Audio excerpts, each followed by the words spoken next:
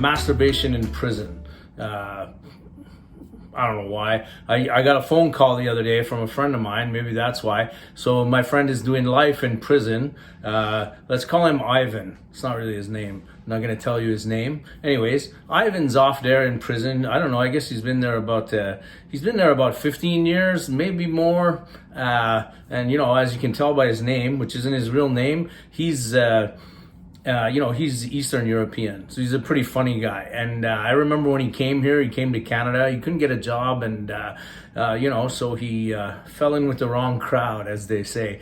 And good old Ivan, he was out there, he was doing a lot of collections and just being a gangster and shit, but a very funny gangster. I mean, he used to wear those American flag tracksuits. Like unironically, like he thought that was like a really cool look, and he had the gold chains, the whole fucking deal. So anyways, Ivan calls me up from prison. He doesn't call that often, calls me once in a while, but he's over there in prison. I think they're going to let him out soon. Obviously he's there on a murder thing, and they're gonna probably just deport him out of the country as soon as he gets out, which is too bad for him, but that's the way it goes. You can't really come to another country and kill people and expect to just I don't know, do your time and get out and be okay. Anyways, his story is that Ivan calls me, and it's a very strange story. He's telling me now. What you got to understand is that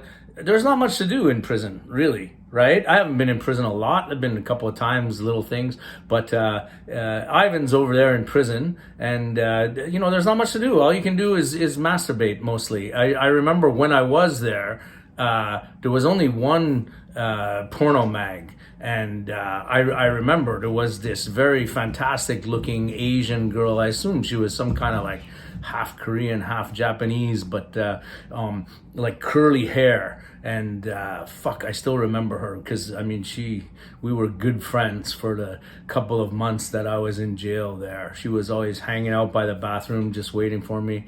It's probably one of the more rewarding relationships of my life. Anyways, good old Ivan, he calls me from prison, and he tells me that, having 15 years to masturbate, he's turned it into a kind of an art form. And he's been experimenting with this tantric. I guess it's tantric. I don't know if he used the word tantric, but he's telling me about the tantric thing. And basically, that's you masturbate, and you bring yourself, I guess, right to the point of orgasm, but you don't actually let the ejaculate come out, because that drains your strength. It takes away your manhood, your vitality. I could talk to you about that. I don't want to sound too intellectual or anything, but in fact, this is a theory that goes way back. It goes all the way back through Gandhi, and you can go all the way back to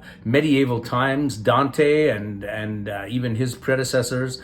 There's a whole theory about radical moisture. And so the idea is each one of us is born with a certain amount of radical moisture, which is just the moisture you have.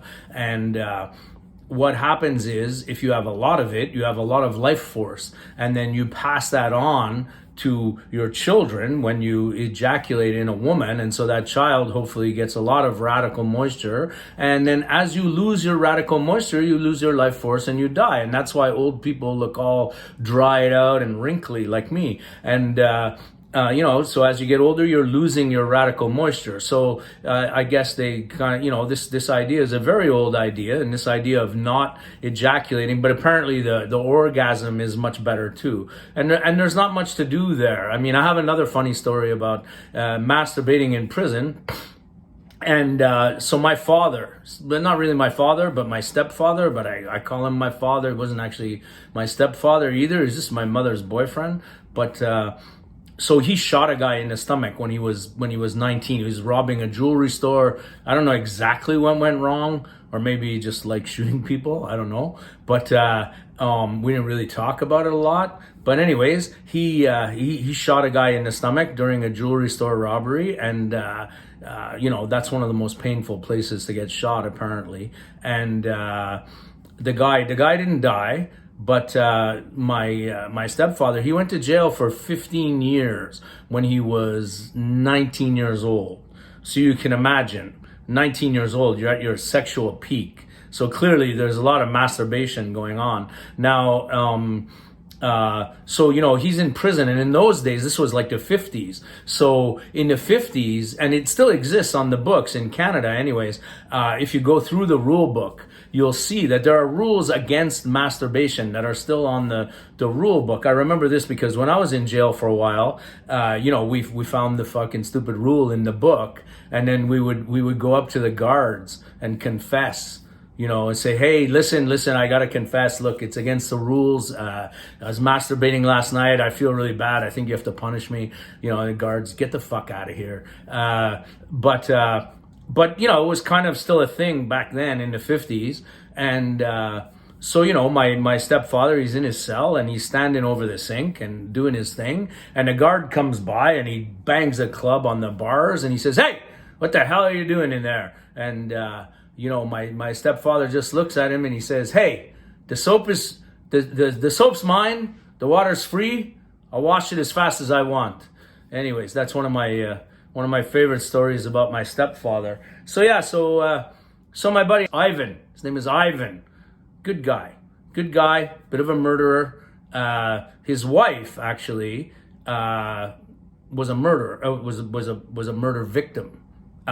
Literally, like, I could throw a baseball to where they found her body. They found her body. She was in her car. She was driving out of a tunnel, and somebody shot into her car. Car went up on the sidewalk, and that's where they found her, like in the car with she was shot. And his wife was like one of the hottest strippers in Montreal. And if you know Montreal, you know that we are like the stripper capital of the world. I don't care what anyone says. Excellent strippers. And so she was in she was in the car. She was wearing like a very light summer dress, I think someone told me. And I knew a guy who was a police reporter at the time. And I don't got anything against the cops, but they're a bit fucking gross. So what happened was the cops apparently, because she had magnificent breasts. I mean, breasts that they were real, first of all, but they were just like, it's like God said, today I'm going to make the perfect breasts. And so they were pretty magnificent, just big but perfect. And so the cops apparently, she's dead, and the cops were like lifting open her dress to check out her boobs, because they were like, wow, those are pretty impressive. So it's a bit of a gross thing. Anyways, that was Ivan's wife, and she got killed, and I don't know who did it. I think for a while, Ivan was on the OJ tip. He was out hunting for the real killers, and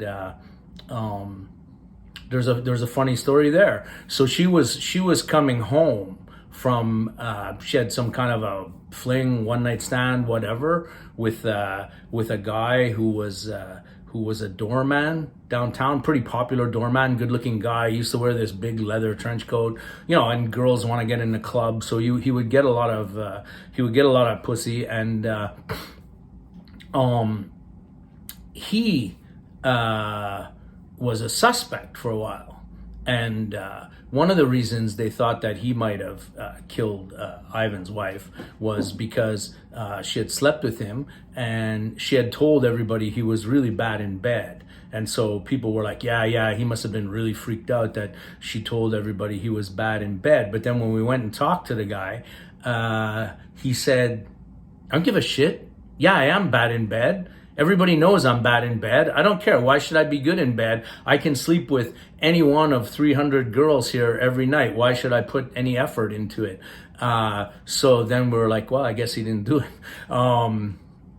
So that's a story that happened just around the corner here. Anyways, so old Ivan there calling me up from jail and doing the tantric masturbation.